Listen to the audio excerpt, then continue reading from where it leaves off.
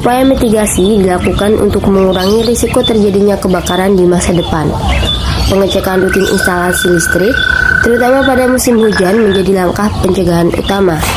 Fasilitas publik seperti kafe dan pom bensin wajib memiliki apar, hidran, jalur evakuasi, serta tanda peringatan mengenai larangan merokok dan penggunaan handphone saat pengisian BBM.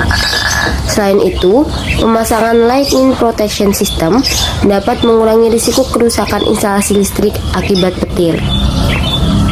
Dalam hal evakuasi, masyarakat harus diarahkan menjauhi sumber api dan mengikuti jalur yang aman. Pengumpulan warga di titik kumpul yang sudah ditentukan sebelumnya dapat mempermudah proses pendataan dan mencegah kepanikan. Kelompok rentan seperti anak-anak, lansia, dan penyandang disabilitas perlu mendapatkan prioritas evakuasi. Pihak keamanan juga harus segera menutup akses menuju pom bensin untuk menghindari risiko ledakan lanjutan. Koordinasi antara petugas pemadam kebakaran, aparat keamanan, dan tenaga kesehatan sangat penting agar evakuasi berjalan cepat dan efektif. Kebakaran adalah peristiwa terbakarnya material yang menghasilkan api, panas, dan asap ketika sumber panas, bahan bakar, dan oksigen bertemu. Dalam skenario ini, kebakaran terjadi akibat hujan deras yang disertai petir dan membuat tiang listrik tidak stabil hingga kabelnya putus dan korslet. Hujan deras dan petir menyebabkan tiang listrik goyah hingga kabel listrik terputus. Kabel bertegangan tinggi yang putus mengalami korsleting dan memicu percikan api. Api mengenai material yang mudah terbakar di kafe, kemudian meluas ke area pom bensin yang mengandung uap BBM dan sangat mudah terbakar. Perilaku tidak aman seperti merokok dan menelpon saat mengisi bahan bakar memperbesar risiko munculnya api lanjutan dan mempercepat terjadinya kebakaran besar. Dampak dari kebakaran tersebut terhadap masyarakat dan lingkungan adalah masyarakat berisiko mengalami luka bakar, inhalasi asap, cedera, atau bahkan kematian. Dampak psikologis seperti shock juga dapat muncul. Secara sosial ekonomi, kafe dan pom bensin mengalami kerugian besar dan aktivitas warga terganggu. Lingkungan sekitar terdampak juga oleh polusi asap, kontaminasi residu BBM, serta kerusakan infrastruktur listrik dan bangunan. Dalam konteks keperawatan, respons terhadap kebakaran harus dilakukan secara struktur sesuai fase bencana.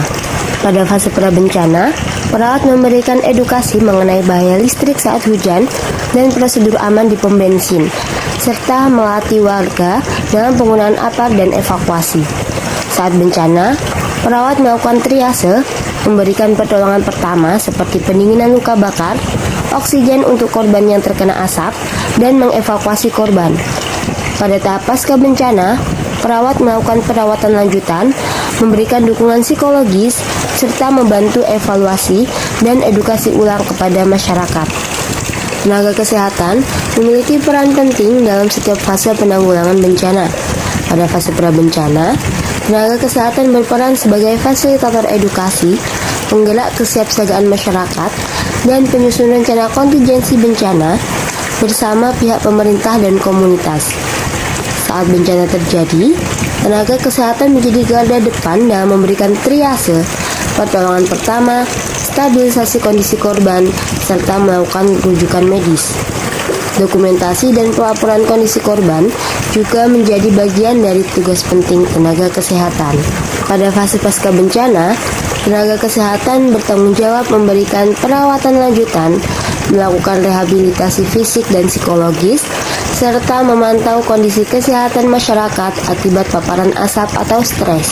Tenaga kesehatan berperan dalam evaluasi sistem penanggulangan bencana dan menyusun rekomendasi perbaikan untuk meningkatkan kesiapsiagaan di masa mendatang. Kolaborasi lintas sektor dengan BPBD, PMI, pemadam kebakaran, PLN, serta pemerintah daerah menjadi kunci keberhasilan penanggulangan bencana secara komprehensif.